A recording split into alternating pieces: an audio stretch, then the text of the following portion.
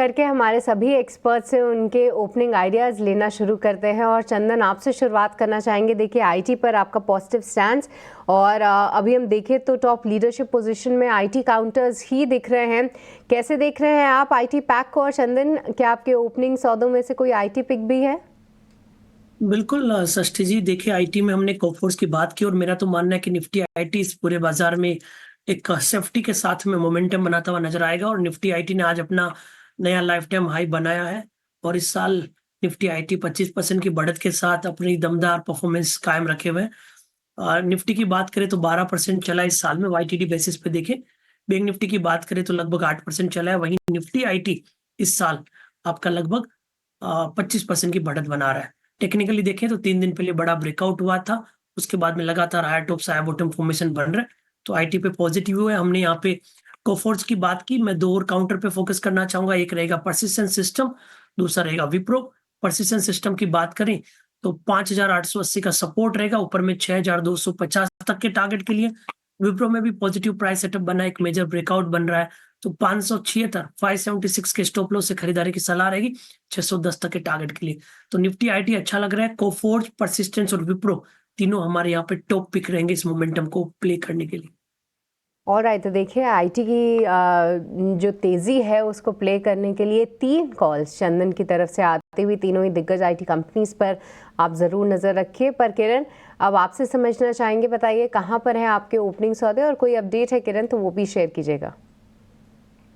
So overall 2 stock जो हमने आज सुबह डिस्कस किए थे, वो दोनों अपनी तरह बुलिश जोन में ही चल रहे हैं, तो उसको हम कंटिन्यू करेंगे। एक था हीरो मोटोकॉर्प और दूसरा डेविस लेबोरेटरी। एक अपडेट और है, विप्रो मैं डिस्कस करना चाहूंगा क्योंकि वो आज हमारा ओपनिंग कॉल भी रहेगा। विप्रो हम 400 440 से आपके साथ ही डिस्कस करते हुए आ रहे हैं। आज एक फ्रेश ब्रेकआउट और एक दिया है, असेंडिंग ट्रायंगल पैटर्न ब्रेकआउट है। प्रीवियसली हमने देखा था कि उसके रिजल्ट के आसपास, यानी कि जुलाई महीने में स्टॉक ने अपना हाई बनाया था समवेयर अराउंड 580 का। उसके बाद एक करेक्शन फेज हमने देखा, उस करेक्शन फेज से वापस स्लोली ग्रेजुअली एक high top high bottom pattern में रिज्यूम किया हुआ है। कल एक अच्छी खासी क्लोजिंग आई 580 के ऊपर, आज भी फॉलो बाइंग हम देख रहे हैं। तो मेरे हिसाब से करंट मार्केट प्राइस से लॉन्ग करना चाहिए। कोई भी टिप आए 580 570 तक तो लॉन्ग कीजिए आप। 570 के नीचे का एक स्ट्रिक्ट स्टॉप लॉस रखिए। और जिस तरह का ओवरऑल चार्ट पैटर्न विप्रो का लग रहा है, डेफिनेटली यहाँ से 650 तक के टारगेट आप एक्सपेक्ट कर सकते हो। तो not only for the intraday, लेकिन आप थोड़ा एक लॉन्ग टर्म पर्सपेक्टिव से भी डेफिनेटली विप्रो के अंदर बने रह सकते हैं। ठीक है, तो चलिए विप्रो पर किरण का पॉजिटिव व्यू। और जी हाँ किरण, मुझे याद है कि बहुत निचले स्तरों से आप विप्रो को ट्रैक कर रहे हैं, आपका पॉजिटिव स्टैंड है, और आप देखिए धीरे धीरे करके ये स्टॉक में एक ज़बरदस्त तेज़ी, थोड़ा पोजिशनल नज़रिया बनाए। यहाँ पर 650 तक के टारगेट्स विप्रो दिखा सकता है, उससे जुड़े स्टॉप लॉस भी आपकी स्क्रीन पे दिए गए हैं। और हम भी अब कोशिश यही करते हैं कि हम ये आपको ज़रूर बताएं कि फंडामेंटली क्या कुछ चेंज हो रहा है। और हम ये लगातार आपको बता रहे हैं कि आईटी कंपनीज़ की जो अर्निंग्स रही हैं पूरे बीते सीज़न में, वही एक खेमा था जहां पर सबसे ज़्यादा सपोर्ट आते हुए देखा था। तो आईटी कंपनीज़ काफ़ी स्ट्रॉन्ग हैं और एक अच्छा मूव कैचअप करते हुए हम देख रहे हैं। पर इस बीच तेजस, अब आपसे भी समझना चाहेंगे, बताइए कहां पर है आपके ओपनिंग सौदे? तो मेरी भी नजर आईटी स्टॉक्स पे। आईटी स्टॉक का जो दिग्गज है इन्फोसिस, मैं उसके साथ जाना चाहूंगा। ये स्टॉक ने एक inverted head and shoulder pattern breakout दिया था फ्राइडे के सत्र में। कल के सत्र में हमने थोड़ी हल्की सी मुनाफा वसूली देखी है, बट आज वापस ये स्टॉक स्ट्रेंथ दिखा रहा है। तो इन्फोसिस में करंट भाव पे या डिप में खरीदारी कर सकते हैं। इसमें आपको स्टॉप लॉस लगाना है 1860 का। पहला लक्ष्य रहेगा 1990, जो इसका previous all time high level है, और वो सरपास किया तो मुझे लग रहा है स्टॉक में 2025 तक के भी लेवल हम देख सकते हैं आने वाले दिनों में। तो ये नजरिया आईटी सेक्टर पर इन्फोसिस पर खरीदारी की राय दी जा रही है। इसी के साथ पीएसयू बैंकिंग स्टॉक्स पर नजर डालते हैं। याद रखें कल के ट्रेडिंग सेशन में अच्छा एक्शन दिखा था, लेकिन 2 स्टॉक्स जहां पर गिरावट का रुख आज के ट्रेडिंग सेशन में दिखा है, एक है सेंट्रल बैंक, 0.7% की गिरावट यहां पर है।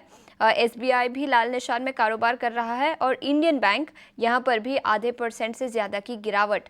तेजस, क्या राय होगी इन तीनों ही पीएसयू बैंक्स पर? देखिए, पीएसयू बैंकिंग स्पेस हमें काफी अच्छा लग रहा है। मैं तो जो दिग्गज है उसके साथ ही जाना पसंद करूंगा। तो मेरे जो टॉपिक्स है पीएसयू बैंकिंग स्पेस में, वो है state bank of India, Canara bank और बैंक ऑफ बड़ौदा। अगर इंडियन बैंक की हम बात करें तो इंडियन बैंक का जो चार्ट स्ट्रक्चर है वो भी इम्प्रूव हो रहा है। कल के सत्र में एक हमने काफी स्ट्रेंथ देखी थी, बट ऊपर से हमने हल्की सी मुनाफा वसूली देखी है। बट इसका जो बेस है वो करीबन 535 540 के करीबन है। तो जब तक ये स्टॉक 535 के ऊपर ट्रेड कर रहा है, मुझे ये स्टॉक भी लग रहा है कि स्ट्रेंथ दिखाएगा और इसका जो अभी स्विंग हाई बना था 595 के करीबन, वहां तक भी जा सकता है। और यूनियन बैंक की हम बात करें तो यूनियन बैंक का भी चार्ट स्ट्रक्चर हल्का सा वीक है। स्टॉक एक रेजिस्टेंस के करीबन ट्रेड कर रहा है। 122 से लेके 125 के करीबन काफी स्ट्रॉन्ग रेजिस्टेंस है। तो जब तक ये लेवल सरपास नहीं होता है, मुझे लग रहा है कि थोड़ा कॉशियस व्यू लेना चाहिए यूनियन बैंक ने।